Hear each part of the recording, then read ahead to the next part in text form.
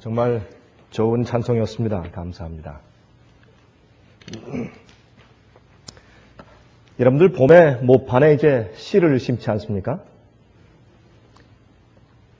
근데 저는 아무리 봐도 씨 모양들이 비슷비슷한데 별 차이가 없는데 이제 나올 때 보면 오이가 나오고 호박이 나오고 토마토가 나오고 가지가 나옵니다. 또 꽃씨들도 말이죠. 제가 볼 땐 눈으로 별 큰 차이가 없는 것 같은데 특별히 작은 씨앗일수록 눈에 볼 때 겉으로는 별로 차이가 없는데 그 나올 때 보면 어쩌면 그렇게 다른지 모릅니다. 키와 크기와 잎사귀 모양과 특별히 꽃 무늬와 그 색깔들이 그 형용각색으로 얼마나 다른지 모르겠습니다. 여러분, 제가 한 번은요, 이 꽃을 주문하는 그 책자가 저희 집에 왔길래 한 번은 제가 이제 꽃들의 그 종류를 쭉 이렇게 살펴봤더니 거기에 그 책자에 나온 이 장미꽃의 종류만도 수백 가지예요. 장미만도 큰 거, 작은 거, 노란 거, 빨간 거, 하얀 거, 또 블루 색깔. 참 기가 막혀요. 어쩌면 그렇게 그 적은 씨앗 속에 그런 놀라운 것들이 들어있을까? 우리가 너무나 잘 아는 얘기 같지만은 그러나 볼 때마다 신기하기 짝이 없는 것입니다. 그 각기 하나님께서 만드신 씨앗 속에 그 형체가 있지 않습니까? 우리가 하나님 안에서 태어날 때 하늘의 형체를 가지고 태어납니다. 그 형체대로 우리가 성장하는 것입니다. 그래서 우리가 하늘에 올라가서 우리가 각기 우리가 가지고 있는 그 유니크네스, 그 독특함, 유일함을 가지고 하나님 앞에서 우리의 꽃피움을, 만발하게 꽃피움을 드러낼 때 참 그 생명 강가에서 우리의 모습들이 얼마나 아름다울지 모르겠습니다. 여러분들과 제가 가지고 있는 우리의 그 유니크함, 그 독특하고 유일한 점, 그거는 어떤 다른 사람도 우리를 닮을 수 없는 것입니다. 나만이 가지고 있는 독특함이 있는데 어떤 사람들은 말하는 것이 시원스럽고 어떤 사람은 아주 정말 리저브하고 굉장히 조심스럽고 어떤 사람들은 조용하고 어떤 사람들은 말을 많이 하고 여러분 말 많이 하는 것도 좋은 것입니다. 우린 이제 성품이 올바르지 않아서 말이 헛나가니까 문제지 하나님에 대해서 아니면 다른 사람들을 위해서 말을 많이 하는 것은 좋은 것입니다. 그렇죠? 그래서 우리 각기의 그 특성을 따라서 얼마나 아름답게 꽃을 피울지 모르겠습니다. 특별히 과일의 맛 보십시오. 과일. 어쩌면 그렇게 똑같은 땅에서 똑같이 양분을 똑같은 흙 속에서 똑같은 양분을 가지고 이제 올라오는데 그렇게 맛이 다르고 모양이 다르고 어쩌면 그럴 수 있겠습니까? 그것을 보고도 하나님의 존재를 인정하지 못하는 사람들은 제가 아무리 생각해도 이해할 수가 없습니다. 그러한 자연계와 꽃과 채소와 과일들을 보면서도 영원히 있을 부활의 형체에 대해서 믿지 않는 사람들을 보면 전 잘 이해가 안 갑니다.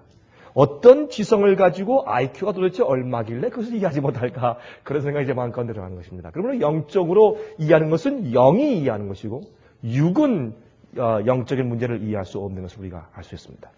우리 고린도전서 15장이라는 말씀을 오늘 좀 읽어보겠습니다. 고린도전서 15장.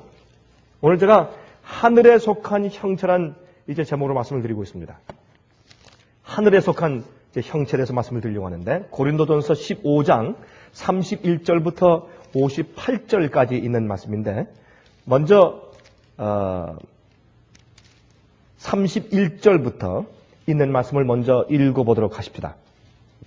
31절부터 34절까지 있는 말씀을 먼저 읽어보십시다. 이렇게 말씀되어 있습니다. 형제들아, 내가 그리스도 예수 우리 주 안에서 가진 바 너에게 대한 나의 자랑을 두고 단언하노니 나는 날마다 죽노라. 여기에 지금 고린도전서 15장은 예수 그리스도의 부활장입니다. 예수님의 부활을 이야기하면서 예수님의 부활한 것을 내가 보았다.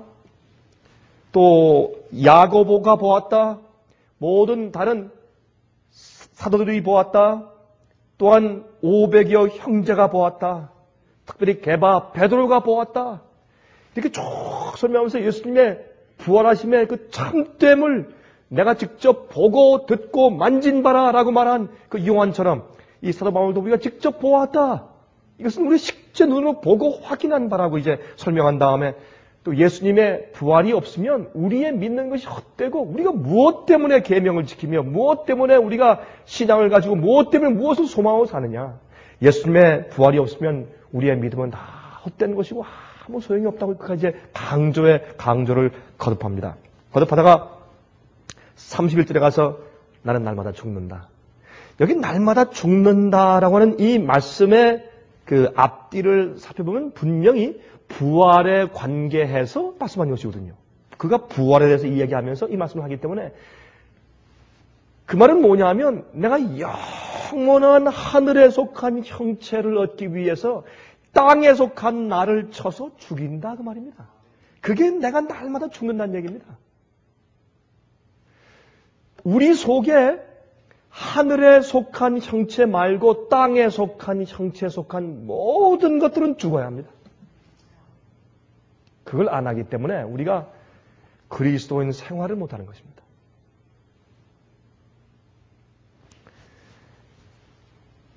이제 저희 집 아이들과 한 번은 우리 이제 피형에 대해서 이제 얘기를 하는 중에 이제 저희 집 아이들이 이렇게 묻더라고요. 예수님의 피형은 무슨 형이었냐고. 우리 알 길이 있어요. 예수님께서 무슨 피형이셨는가. 그러니까 이제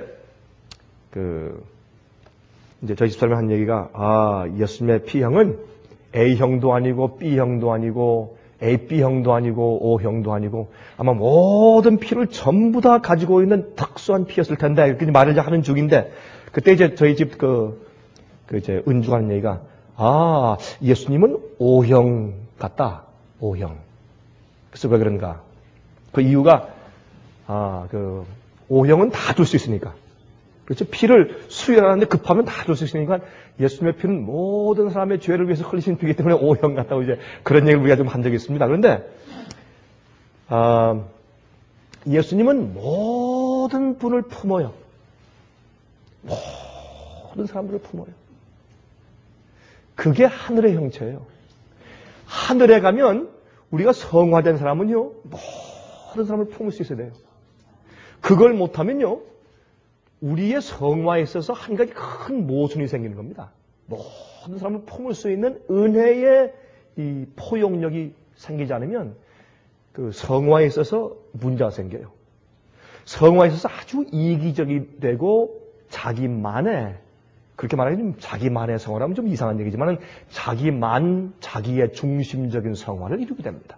성화는 남을 위한 성화인데 어떤 의미에서 그렇죠? 자기 혼자 살려면 무인도 가서 자기 혼자 살려면 무슨 성화가 필요해요? 자기 독불장군으로 자기 혼자 마음대로 살면 되지 성화가 필요 없어요. 어떤 의미에서. 성화는 남들과 어울려 같이 살기 위해 필요한 것입니다. 하늘에 속한 형체 속에 아주 중요한 부분이 바로 그 부분이 있어요. 우리가 나 혼자로서 아주 유일하고 독특하지만 동시에 모든 사람들과 다 연결지어져서 다 하나가 되는 모양과 그 다음에 그 색깔이 다르지만 똑같이 장미꽃 과에 속하는 것입니다. 그렇지 않습니까? 튤립도 그 모양과 색깔이 조금씩 다 다르지만 그러나 튤립 과에 속한 것처럼 우리가 독특하지만 우리는 다 하늘에 속한 형체를 받고 부활해서 영원히 하늘에 갈 것입니다. 그래서 우리가 이 땅에 속한 형체를 죽여야 합니다. 여러분 마음속에 시기와 질투가 들어옵니까? 날마다 그것을 죽여야 합니다. 내 속에 남을 이해하지 못한 마음이 들어옵니까? 그것을 우리가 나와 함께 매일 죽는 경험을 해야 합니다. 여러분, 어떤 사람들은 생각하는 면이 달라요. 어떤 사람들은 자상하지 못합니다. 어떤 사람은 자상해요. 자상하고 조용한 사람은 얼렁뚱땅하고 좀 적극적이고 좀 큰 것을 하는 사람들 볼 때 사기꾼처럼 보여요. 여러분 이해하십니까? 그 다음에 또 좀 폭이 큰 사람들은 자상한 사람들 볼 때 째째하게 보여요. 그래서 교회에 싸움이 생기는 거예요. 많은 경우에. 그것은 믿음이 달라서 싸움이 아니라 성격이 달라서 싸우는 것입니다. 그런 모든 우리가 서로 하나님 안에서 하늘에 속한 형체를 가지고 한 과에 속해 영원히 살기에 부적당한 이 땅에 속한 모든 형체를 죽여야 합니다. 그게 날마다 죽는다고 그가 말하는 것입니다. 32절 보세요. 내가 범인처럼 에베소에서 맹수로 더불어 싸웠으면 내게 무슨 유익이 있느뇨. 죽은 자가 다시 살지 못할 것이면 내가 죽을 터이니 먹고 마시자 하리라. 여러분 얼마나 합당한 얘기입니까? 여러분 우리가 내일 살고 부활하고 영원히 죽지 않는 그 소망이 없으면 우리가 무엇 때문에 이렇게 살겠습니까? 마음대로 먹고 마시고 마음대로 치고받고 그렇게 살아버리지. 여러분, 저는 어떤 의미에서 이 진화론 믿는 사람들이 법을 잘 지키는 것을 볼 때 좀 제만큼 좀 이상해요. 물론 이 사회를 위해서, 사회의 구현과 안전과 질서를 위해서 우리가 그런 도덕적인 정신이 있어야죠. 그러나 궁극적으로 for what? Why? 무엇 때문에 해요? 왜 지키는 것이에요? 예? 결국은 허무하게 벌레나 우리나 짐승이나 똑같은데. 그래서요, 경찰만 없으면 어떻습니까? 마음대로죠. 그렇죠? 심판과 법정만 없으면, 검사만 없으면, 경찰만 없으면 마음대로죠. 여러분, 요즘에 이제 카나다와 이 북미주에서 이 게이 매리지, 이 동성 연애자들의 합법적인 결혼 문제 때문에 따르석합니다. 그때 이제 미국에는 우리 대통령이 굉장히 조심스러운 태도를 취하고 있었는데 이 바티칸에서 교황이 그건 절대 있을 수 없는 일이라고 강력한 발언을 한마디 하자 미국에는 대통령도 강력한 대포를 쏘면서 절대 그런 일 있을 수 없다고 말하기 시작했습니다. 그 참 재미있는 현상이죠. 그 성경 예언과 아주 잘 들어맞는 그런 이제 얘기입니다. 그런데 사람들이 말이죠. 절제하지 않으면서 자기 마음 가운데 생기는 모든 이런 욕정들은 자기 마음대로 해결하고 풀 수 있다. 여러분 그렇게 하면서 무엇 때문에 그런 하나님께서 주신 자연의 법칙을 근본적으로 어기면서 무엇 때문에 세상의 법칙을 지키려고 합니까? 어떤 면에서 참 우스꽝스러운 얘기들입니다. 그렇죠? 그러나 우리가 부활이 있기 때문에 내가 이렇게 내 자신을 쳐서 복종시키고 절제하고 내가 주의 말씀대로 살려고 하고 세상 것을 버리고 우상을 버리고 죄를 짓지 않으려고 하고 계명을 순종하면서 그렇게 희생하고 고난 가운데 사는 이유는 내가 앞으로 하늘의 형체를 받고 부활이 있기 때문이다 라고 말하는 것입니다. 부활이 없으면 그렇게 살 필요가 없다는 것입니다. 자, 33절 보세요. 속지 말라. 악한 동무들은 선한 행실을 더럽혀나니 깨어 의를 행하고 죄를 짓지 말라. 여러분 의롭게 사는 그 정의가 뭡니까? 의를 행하라는 정의가 무엇입니까? 죄를 짓지 않는 것입니다. 그렇죠? 의를 행하고 죄를 짓지 말라. 하나님을 알지 못하는 자가 있기로 내가 너희를 부끄럽게 하기 위하여 말하노라 그랬습니다. 그러므로 여기에 이렇게 경건하게 살고 의를 행하고 죄를 짓지 않는 이유는 한 가지란 말입니다. 내가 매일 죽는 이유는 부활이 있기 때문에. 부활이 있기 때문에. 영원히 사는 일이 있고 이 세상에 우리가 사는 이것이 다 끝이 아니란 말입니다. 또 있단 말입니다. 이것은 미래를 위한 준비란 말입니다. 심판이 있단 말입니다. 그 얘기 때문에 난 날마다 죽는다. 그렇게 말을 합니다. 우리가 다 알다시피 데살로니가전서 4장을 보면 거기 이제 사도 바울이 이제 죽은 자들이 이제 천사장의 나팔 소리에 의해서 먼저 일어나고 잠자는 자들이 먼저 일어나고 또 살아있는 누구도 살아있는 우리도 그래서 보면 사도 바울도 자기도 살아있을 때 성전할 줄로 이렇게 믿고 산 것 같습니다. 그렇죠? 살아있는 우리도 우리가 여길 땐 우리지만은 바울은 2000년 전에 그 말을 썼기 때문에 그 사람들을 말하는 거예요. 살아있는 우리도 그들과 연합하여 공중으로 이끌어 올려서 주님을 만나서 우리가 영원히 그와 함께 구할 것이다. 너희 여러 말로 이 말로 서로 위로하라 그랬습니다. 여러분 그 말씀을 할 때 그 당시 그 말씀을 듣는 사람들은 고난 가운데 있는 사람들이었습니다. 핍박 가운데 있는 사람들이었고 힘든 생활을 사는 사람들이었습니다. 그 사람들에게 부활 문제는 굉장한 위로였습니다. 여러분, 지금 그리스도인들에게 부활 문제는 그렇게 큰 위로가 안 될 수 있습니다. 이 비교적으로 볼 때. 그때 있는 사람들에게 부활 문제는 굉장한 위로였습니다. 부활은. 여러분, 그가 날마다 죽는다 그랬습니다. 예수님께서 십자가에서 왜 돌아가셨습니까? 예수님께서 십자가에 돌아가신 이유가 뭡니까? 우리가 물론 알죠. 우리의 죄를 대속해서 돌아가셨죠. 우리의 죄를 대신해서 지시고 돌아가시죠. 형벌을 대신 받으시고. 그거 말고 예수님께서 십자가에 돌아가신 그 이유가 어떤 것입니까? 왜 예수님이 죽으셨냐 말입니다. 물론 이제 우리를 위해서, 죄를 위해 돌아가시고 우리를 살리기 위해서 그 대답이 다 옳은 얘기인데, 제가 말하는 것은 뭐냐면 죄 때문에 돌아가셨죠. 그렇죠? 근데 죄가 너무 무섭고 죄 자체가 너무 가증스럽고 죄의 책감이 너무나 무섭기 때문에 예수님의 심장이 감당하지 못해서 파열돼서 돌아가셨어요. 그래서 예수님의 십자가의 죽음은 죄가 예수님을 죽였는데 죄 자체가 너무나 무서운 폭탄이기 때문에 예수님이 돌아가셨다 그 말입니다. 그래서 나는 날마다 죽노라 그 말은 뭐냐면 그 뒤에 말씀하지 않습니까? 의를 행하고 죄를 짓지 말라. 그 말은 뭐냐면 죄를 그만큼 지긋지긋하게 무서워해야 된다 그 말입니다. 그러면 우리가 죽게 돼요. 내 속에서 내가 살아서 이렇게 싹 올라오지 않습니까? 내가 요 소원대로 내가 따라가면 뭡니까? 죄입니다. 요 소원을 따라서 내가 가면은 주의 계명을 어기게 됩니다. 남을 아프게 하게 됩니다. 상대방을 죽이게 됩니다. 저것을 훔치게 됩니다. 탐내서 내가 사기치게 됩니다. 또 저것 때문에 내가 거짓 증거하게 돼요. 이런 모든 내 속에 있는 죄에 대한 소욕이나 밖에서부터 들어오는 모든 죄의 소욕과 시험과 유혹에 대해서 내가 죽어야 합니다. 내가 죽어야 합니다. 그만큼 내 속에서 죄가 올라오든지 아니면 죄가 밖에서부터 유혹으로 내 속에 노크하고 문 두드릴 때 죄가 그만큼 지겹고 무서워야 가능합니다. 그때 내가 죄에 대해서 죽을 수 있습니다. 내가 날마다 죽는다.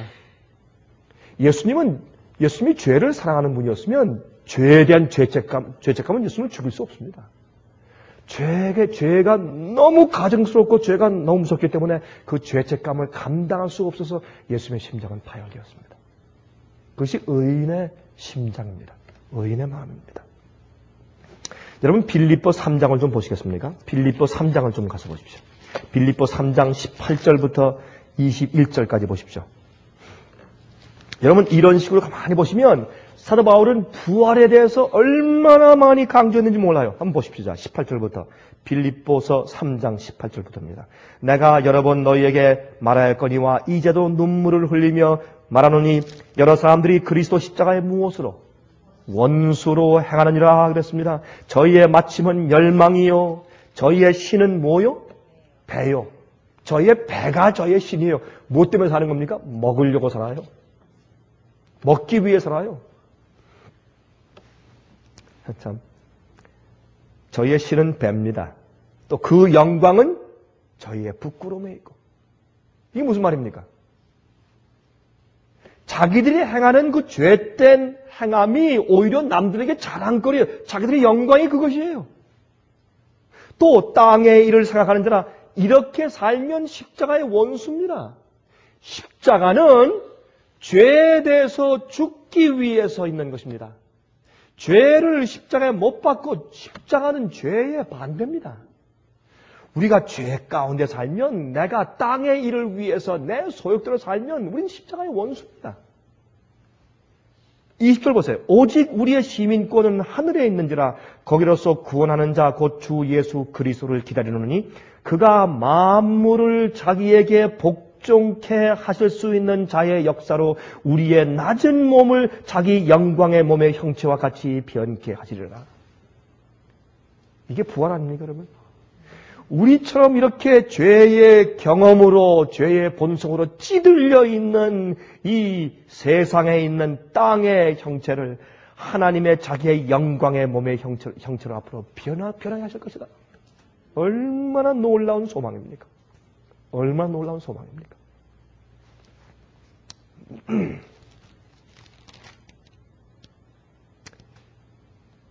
7절부터 보시겠어요? 똑같은 장. 빌립보 3장 7절부터 보세요. 그러나 무엇이든지 내게 유익하던 것을 내가 그리스도를 위하여 다 해로 여길 뿐더러 또한 모든 것을 해로 여김은 내 주 그리스도 예수를 아는 지식이 가장 고상함을 인함이라. 내가 그를 위하여 모든 것을 잃어버리고 배설물로 여김은 그리스도를 얻고 그 안에서 발견되려 하매니 내가 가진 의는 율법에서 난 것이 아니요 오직 그리스도를 믿음으로 말미암은 것이니 곧 믿음으로 하나님께로서 난 의라. 내가 그리스도와 그 부활의 권능과, 여기에 부활의 권능이에요. 우리를 부활케 하는 능력에 참여해야 돼요. 어떻게 하면 우리가 부활의 능력에 참여합니까? 부활은 우리가 죄와 상관없을 때 우리를 일으키는 것입니다. 예수께서 이 땅에 부활하실 때 예수님은 첫 열매로 부활했습니다. 왜? 앞으로 죄와 상관없이 이 땅에 잠들고 있는 성도들이 부활할 것에 대한 첫 열매예요. 부활의 권능은 우리가 이 땅에서 살 때 죄의 육체 가운데 살지만 죄가 우리를 정죄할 수 없는 마음을 가지고 사는 것이 부활의 권능이에요. 그런 자들은 반드시 부활할 수밖에 없어요. 부활의 능력 속에 포함된 사람들이에요. 그것은 하늘의 형체이기 때문에 여러분 장미꽃씨를 가지고 있으면 남들이 볼 때 남들한테 보니 내게 장미꽃이 있다. 남들이 좀 보자. 아직은 없다. 그러나 앞으로 이걸 심으면 있다. 말할 수 있는 것입니다. 마찬가지로 우리 속에 우리 썩어질 몸 가운데 이 땅에 살고 있지만은 그러나 우리가 죄가 우리를 주관하지 아니하는 삶을 살면 우리가 부활의 씨앗이 내 속에 있기 때문에 부활의 권능을 가지고 있는 것입니다. 그래서 예수께서 오실 때 죽은 자 가운데 그런 자들은 반드시 나팔 소리에 깨어나서 새로운 형체를 가지고 일어나는 것입니다. 그게 부활의 권능입니다. 그래서 내가 그리스도와 그 부활의 권능과 그 고난의 참여함을 알려하여 그의 죽으심을 본받아. 먼저 죽어야 되죠. 죽으심을 본받아 어찌하든지 죽은 자 가운데서 부활에 이르려 하노니. 부활에 이르기 위해서 매일 내가 고난에 참여하고 매일 주님을 본받아서 내가 죽는단 말입니다.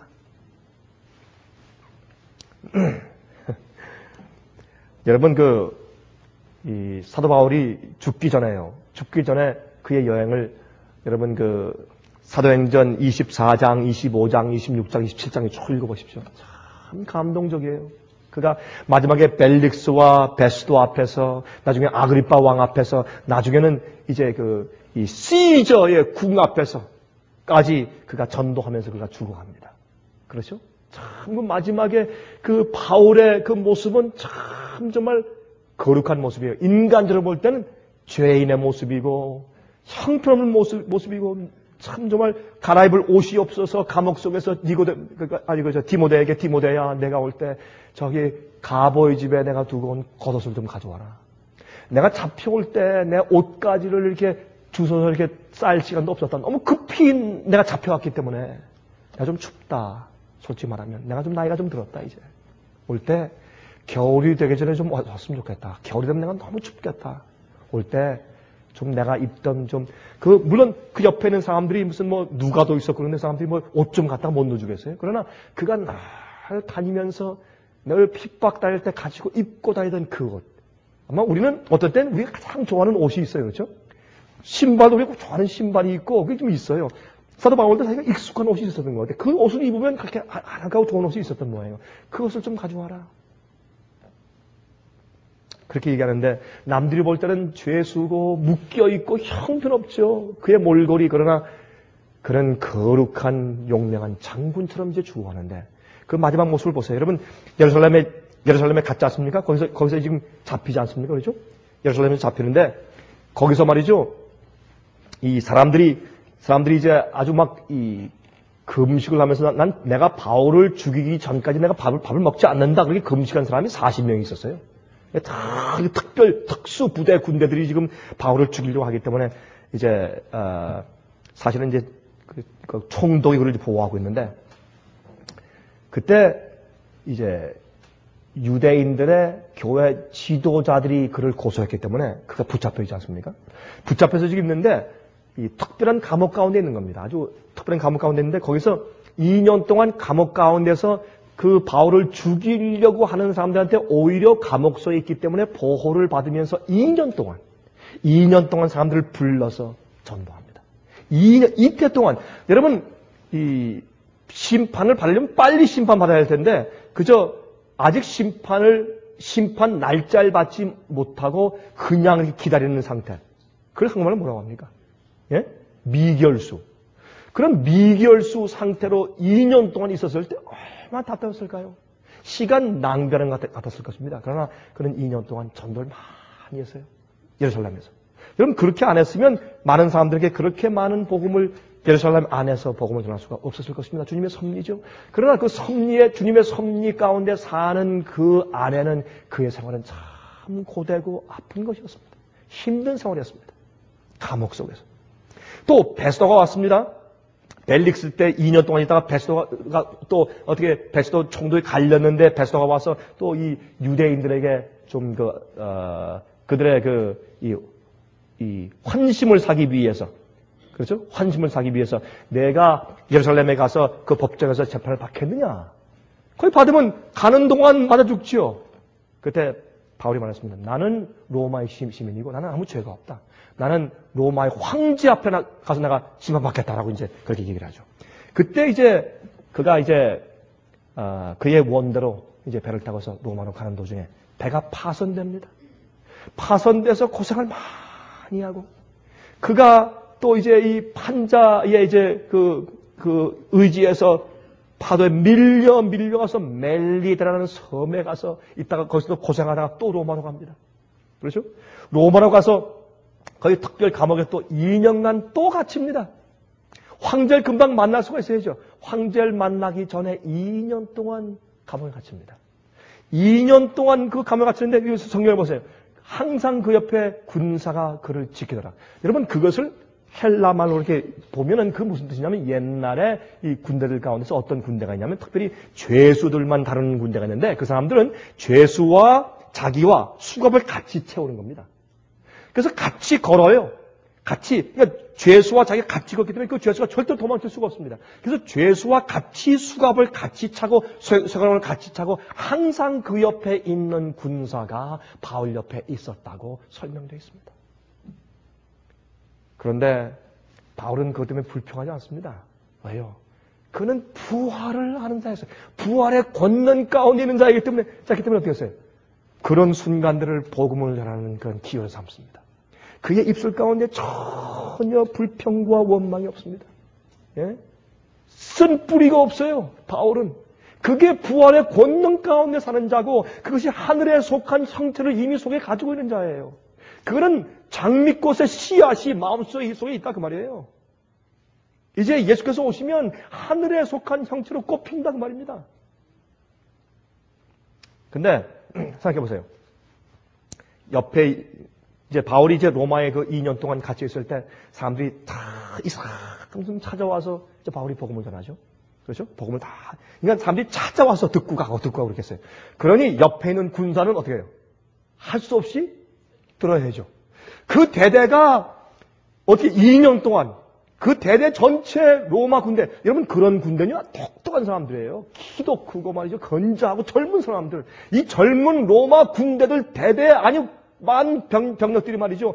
매번 교대하면서 한 사람이 와서 항상 교대. 여러분 오전에 한 명, 오후에 한 명, 밤에 한 명, 적어도 하루에 3명 아니었겠어요? 적어도? 예? 한 8시간씩 교대한다고 해도 말입니다. 하루에 3명 정도. 그러면 2년이면 몇 명이에요, 여러분? 생각해보세요. 그 사람들이 바울이 전도하는 일거수일투족을 듣고 보지 않을 수가 없는 거예요. 아마 이랬을 거예요. 이렇게 이제 붙잡혀, 이제 있던 군사가 한 사람이 풀면서 교대하면서 자, 이제 다음번에 이제 당신이 설교 들을 차례예요. 난 그런 거 안 들어. 무슨 설교야? 안 듣는가 봅시다.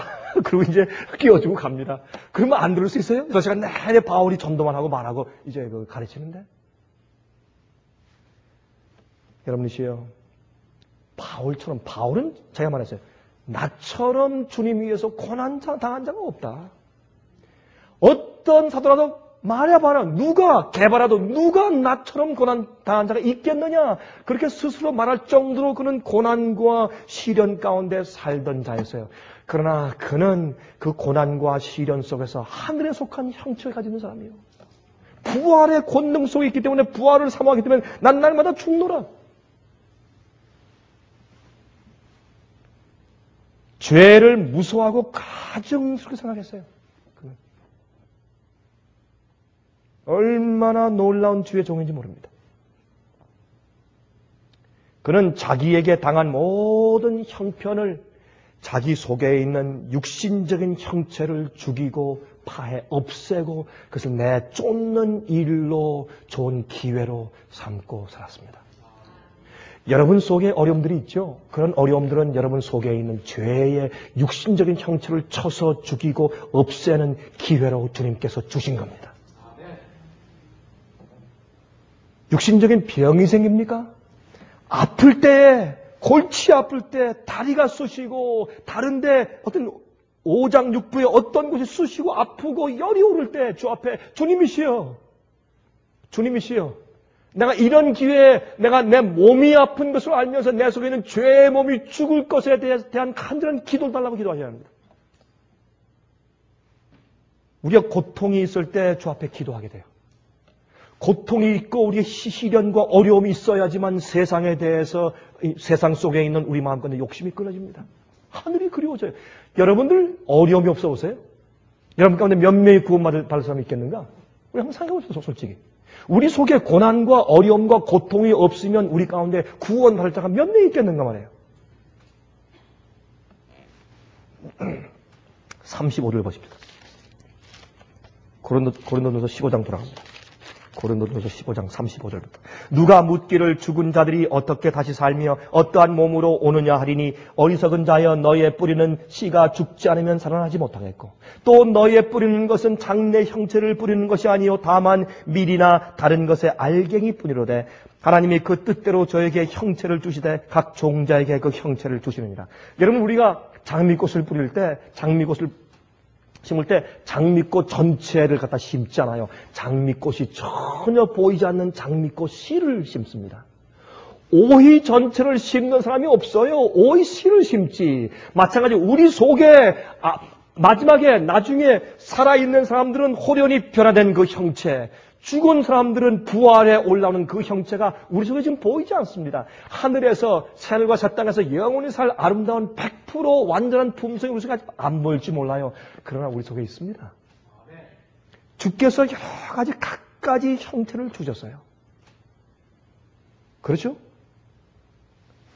육체는 다 같은 육체가 아니니 하나는 사람의 육체요, 하나는 짐승의 육체요, 하나는 새의 육체요, 하나는 물고기의 육체라.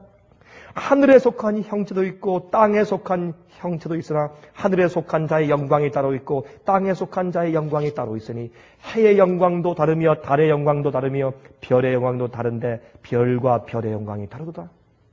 죽은 자의 부활도 영광스러운 것으로 다시 살며 약한 것으로 심고 강한 것으로 다시 살며 육의 몸으로 심고 신령한 몸으로 다시 사나니 육의 몸이 있은즉 또 신령한 몸이 있느니라. 나비에 누에가 있으면 나비가 있는 것처럼 말이죠. 그렇죠? 여러분 씨가 썩으면 새로운 꽃이 나오는 것처럼 우리의 육신적인 보이는 이 썩을 병난 늙는 육체가 있는 것을 보니까 분명히 신령한 죽지 않을 영원한 육체가 있다 그 말입니다. 이건 아주 간단하지만 국민학생들도 알 수 있는 그런 논리지만 이건 사실입니다. 바울도 이렇게 훌륭한 학자인 바울도 이것을 변증 삼아서 그 말하고 있습니다. 그렇죠? 눈에 보이는 것은 보이지 않는 그 뒤에 무엇이 있다는 것을 말하지 않느냐 그것입니다. 밤 속에 큰 밤나무가 있는 것처럼 그 말 말하는 것입니다. 그래서 우리 몸이 여기에 있는 것을 보면 이 신묘막측한 몸 말이죠.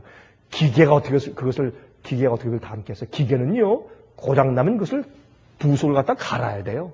그러나 하나님께서 만드신 몸은요 힐링을 해요. 치료해서 다시 재생을 해요. 그럼 기계가 재생하는 거 보셨어요? 계산하는 기계는 없어요. 이것만 봐도 우리의 몸은 영원한 죽지 않는 생명의 육체, 부활의 육체가 있는 것을 상징하는 것이 아니고 무엇이겠습니까?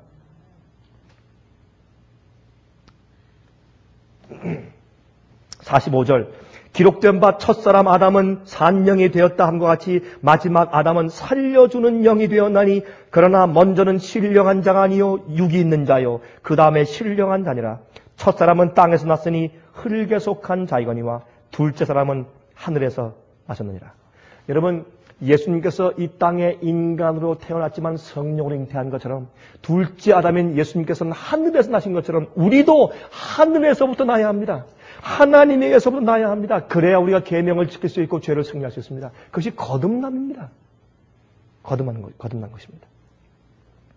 무릇 흙에 속한 자는 저 흙에 속한 자들과 같고 무릇 하늘에 속한 자는 저 하늘에 속한 자들과 같으니 우리가 흙에 속한 자의 형상을 입은 것 같이 또한 하늘에 속한 자의 형상을 입으리라.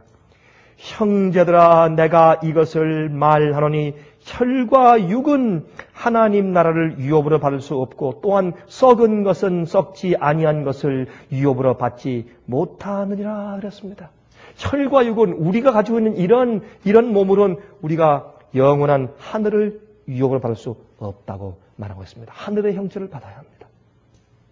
그래서 세상과 세상에 있는 것들에 대해서 죽어야 합니다. 다시 태어나서 하늘의 형체 씨가 내 속에 있어야 합니다. 그게 성화죠. 또 성화의 열매죠. 여러분, 그래서 우리가 이해할 수 있는 게 어떤 말입니까? 요한일서 3장의 말이죠. 우리가 하나님의 씨가 우리 속에 있으므로 우리가 어떻게 못한다? 범죄치 못한다. 이게 그 말을 말하는 것입니다. 하늘에 속한 형체가 내 속에 들어오면, 그렇죠? 그게 자라죠? 자라서 완전히 fully blossom하게 자랄 때까지 시간이 걸리지만, 그러나 이제 그런 가운데는 우리는 하늘에 속한 자입니다. 하늘에 속한 이제 그 옷을 입고 자라는 것입니다. 한 번은 제가 이 홀랜드에서 말이죠. 여러분 홀랜드 가시면 튤립 밭이 있죠. 튤립 밭. 참 그 장관입니다. 거긴 산이 없는 나라니까 완전히 평지인데 그 평지에 한쪽 들어가면 지평선이 안 보일 정도로 튤립이에요. 튤립이 그냥 쫙 있는데 여러분 옛날에 1900년도 초기에는 그 홀랜드가 튤립을 온 세계에 이제 수출해가지고 굉장히 돈을 많이 번 나라 아니겠습니까? 근데 지금도 튤립 밭이 이렇게 커요. 근데 홀랜드 하면 풍차하고 튤립이 제일 유명하죠. 근데 진짜 그 튤립 밭에 가면 정말 아름답습니다. 온 천지가 밀밭이 아니고 온 천지가 보리밭도 아니고 쌀벼밭도 아니고 다 튤립 밭이에요. 참 아름다워요. 이거 보라색, 노란색, 빨간색, 하얀색 튤립이 온 천지에 이렇게 이제 깔려 있는데 전 너무나 아름다워서요. It's wonderful. It's wonderful. 이렇게 보고 있는데 저를 이제 데리고 간 한 형제가 저한테 이렇게 얘기를 해요. They must die first. 그들이 먼저 죽어야 했죠. 죽어야 합니다. 먼저 그렇게 얘기를 해요. 왜냐하면 튤립은요, 씨를 안 씹는 게 아닙니다. 튤립은 이 벌브를 심어요. 벌브라 가지고 튤립은 이렇게 둥그런 큰 그 담안에 첨성했지 않습니까? 그런 걸 벌브라 하죠. 벌브. 그 벌브를 뭐라 그래? 한국말로. 그 뿌리가 아니고 있잖아요. 이거 둥그런 거. 예? 구근, 예. 그런 구근들이 있어요. 둥그런 이런 저근이 담안에 같은 거 말이죠. 그런 구근들을 갖다 심어 씨를 심는 게 아니라. 그래서 이제 그것들을 다, 그걸 그거 갖다 이제 차에 싣고 오면 그걸 씹는 겁니다. 그걸 씹는데, 그 속에 이 땅이 나쁘거나 아니면 비가 잘 오지 않거나 할지라도 그 싹이 터서 자랄 수 있는 양분과 그 어느 정도의 수분이 그 구근 가운데 들어있어요. 이미 하나님께서 주셨어요. 그걸 심으면 그게 죽어야 돼요. 죽어서 주님께서 주신 하늘의 형체, 주께서 창조하신 원래 목적인 튤립을 살려야 돼요. 그 속에 있는 그 씨 조그만 그 구근은 이게 전체가 튤립이 아니고 그건 전부 다 양분이에요. 그 튤립과 아름다운 색깔의 그 꽃을 피우기 위한 수분과 양분이 그 속에 있는 것이에요. 우리 속에 있는 나의 모든 시간, 나의 탤런트, 예? 나의 지성, 나의 모든 무슨 예를 들어서 돈, 예? 뭐 음식 먹는 것들, 내 생활, 내 건강, 내 육신 모든 것들 이런 것들은 내 속에서 부활의 하늘에 속한 형체를 키워내기 위한 양분이에요.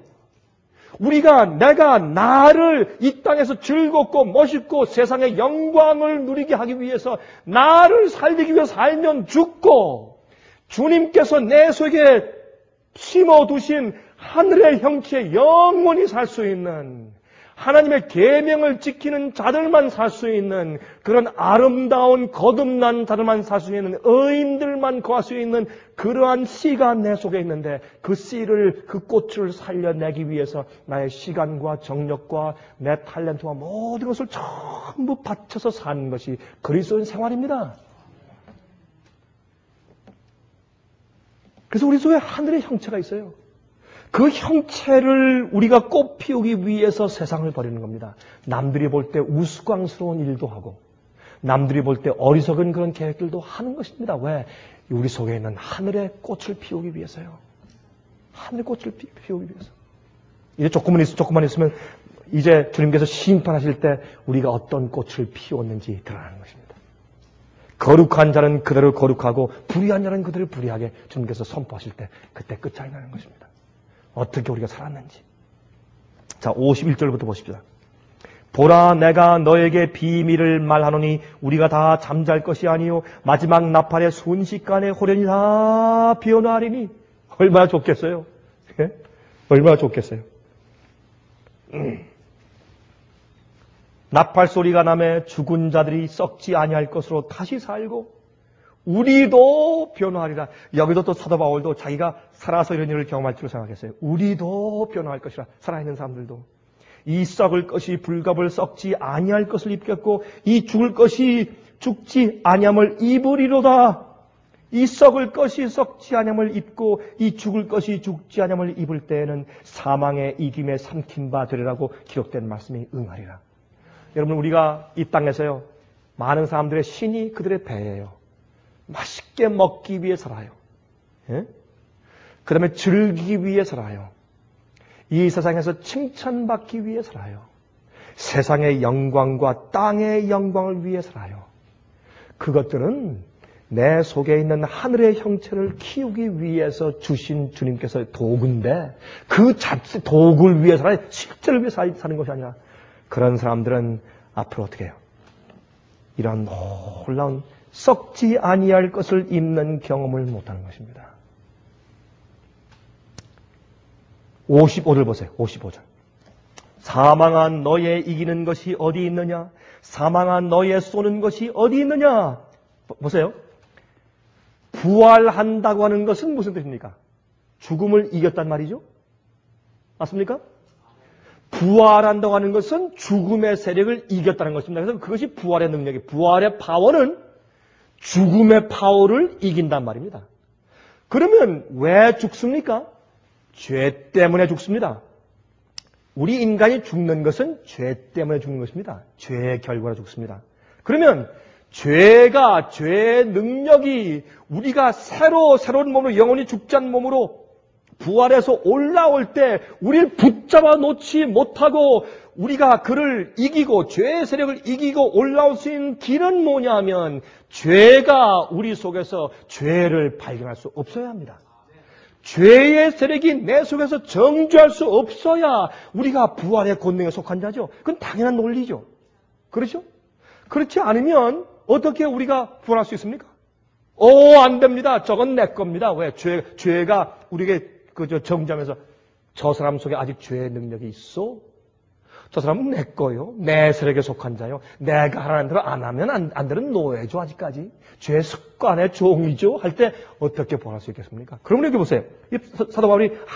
사도 바울의 논리는요, 참 단순하면서 참 심오해. 보세요. 사망아, 부활할 때 어떤 말을 한다고요? 사망아, 너의 이기는 것이 어디 있느냐, 이제. 예?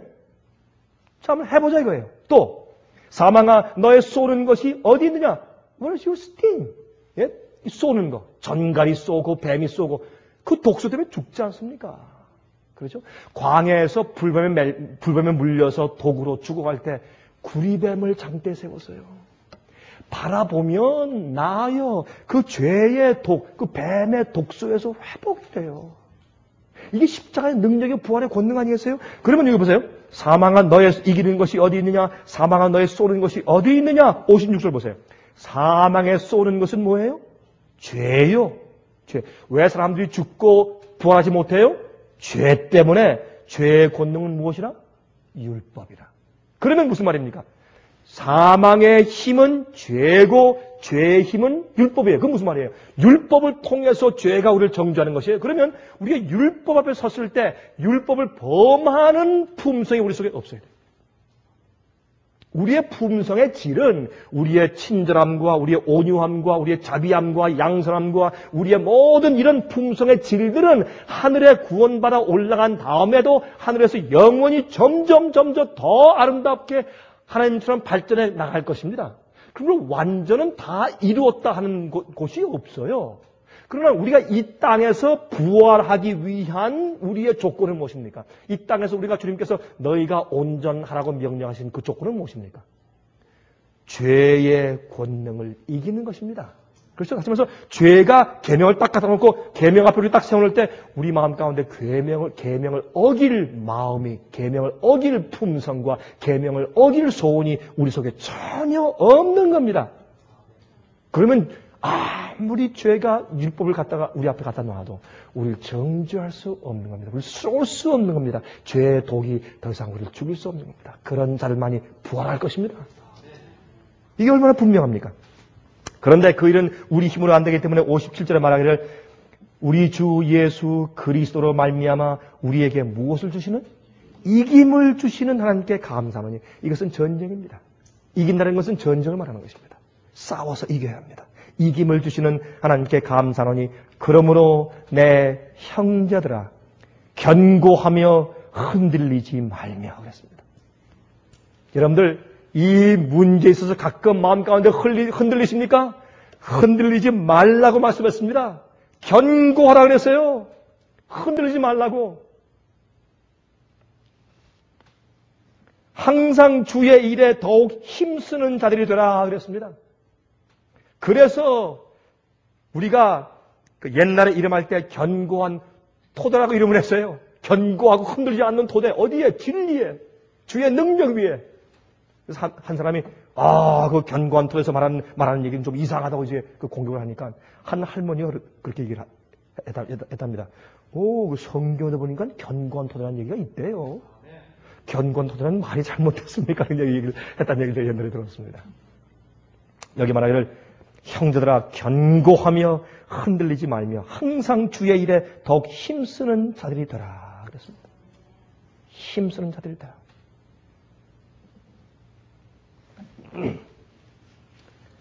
몇 분 남았습니까? 예. 저희 끝내야 되겠습니다. 여러분, 제가 간단하게 말씀을 드리고 마치죠. 여러분, 그 에스겔서 9장을 보시면 에스겔서 9장에 여러분께서 이제 기억나실지 모르지만 그 이마에 표하는 얘기가 나오죠. 예루살렘의 그 가증한 것을 보고 울며 탄식하는 자의 머리에 이마에 표하라. 그 표하란 말은 히브리어인데 한국말이나 영어 성경에 제대로 번역할 수가 없습니다. 왜? 표하란 얘기를 표하라고 말카라고 안 돼 있고 타오짤서라 이렇게 돼 있죠. 제가 지난번에 한 말씀을 드린 적이 있는데 타오짤서라 이렇게 돼 있습니다. 타오자. 그럼 타오자는 그게 이제 히브리 알파벳 가운데서 제일 마지막 글자죠. 이렇게 생겼죠. 타오자. 이제 히브리 글자의 제일 마지막 글자입니다. 이게 타오자예요.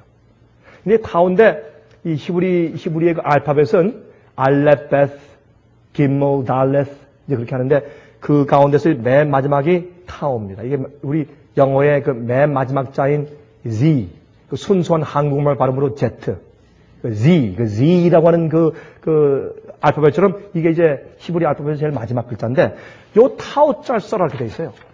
하나님의 인을 표할 때 그 이마에 타오자 써라 돼 있어요. 근데 타오자 쓸 때 이 획을 쓸 때 붓으로 쓰니까 하나, 둘, 셋 하니까 획이 세 단이에요. 쓰기가 불편하니까 나중에 이 서기관들이 그 성경을 복사할 때 그걸 타오자는 빨리 쓰기 위해서 이렇게 빨리 썼어요. 이렇게. 이게 이제 빨리 쓰는 fast script입니다. 이렇게 X자처럼 썼어요. 그래서 나중에 가서는 또 어떤 모양으로 썼느냐면 이런 모양으로 썼어요. 이런 모양으로.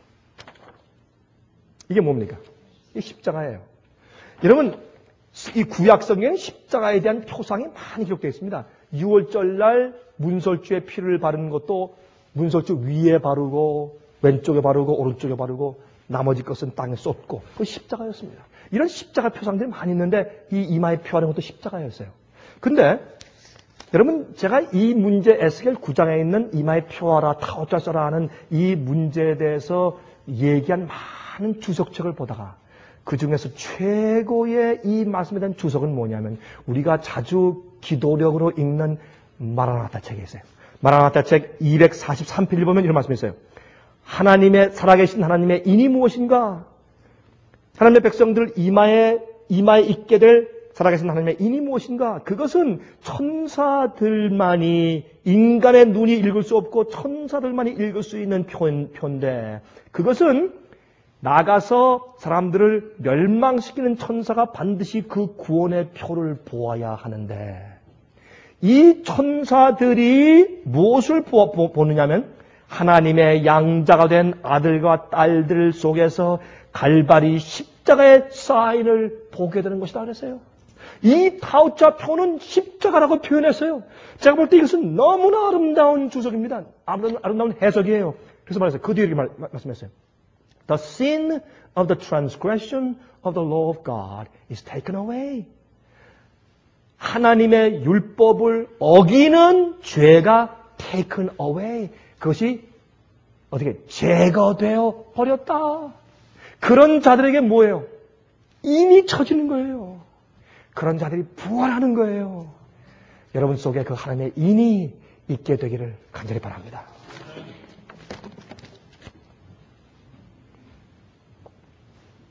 하늘에 계신 우리 아버지, 우리에게 이렇게 큰 부활의 소망이 있으니 우리처럼 행복한 자가 또 어디 있겠습니까? 우리가 우겨쌈을 당하고 넘어짐을 당하여도 우리가 사방에서 공격을 당하여도 우리가 부활의 권능 속에 살게 되는 이김을 항상 허락해 주시길 기도합니다.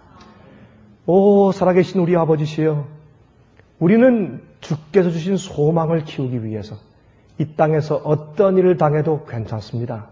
우리가 시련당하지 않고 어려움당하지 않게 되기를 구하는 것이 아니라 그런 것을 이길 힘을 구하는 것입니다.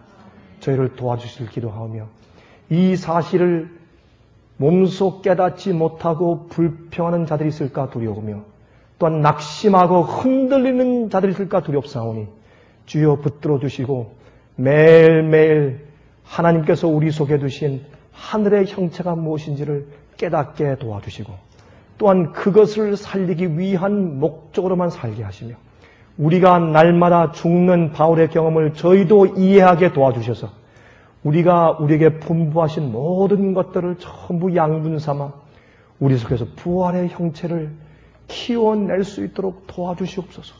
살아계신 예수 그리스도의 귀하신 이름을 의지해서 간절히 기도합니다. 아멘.